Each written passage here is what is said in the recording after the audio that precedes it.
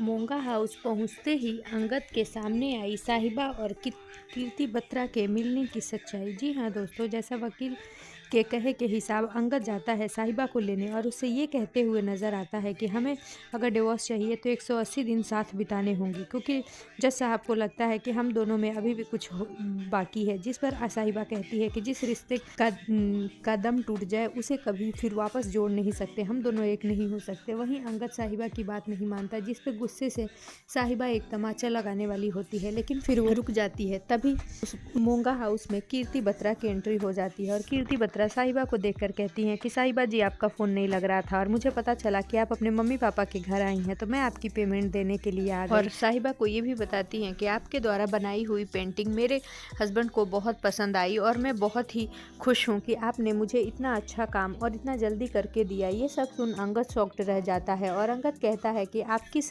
Painting की बात कर रही हैं, जिस पर वो वकील साहिबा की तरफ देखती है और देखने के बाद अंगद को बताती है कि अभी कुछ दिन पहले मैंने साहिबा जी से रिक्वेस्ट की थी एक पेंटिंग बनाने के लिए, जो कि इन्होंने ये कहा था कि मेरे घर में ब्याह है उससे पहले मैं ये काम निपटाना चाहती हूँ, लेकिन साहिबा जी ने इतनी जल्दी अपना काम बखूबी करके मुझे दे दिया कि मैंने अपने एनिवर्सरी पर अपने हस्बैंड को वो पेंटिंग गिफ्ट दी थी, जो कि उन्हें बहुत पसंद आई। इसलिए मैं साहिबा जी की पेमेंट यहाँ पहुँचाने घर आ गई और मैंने सोचा इनको मिलकर इनको थैंक्स बोल दूंगी।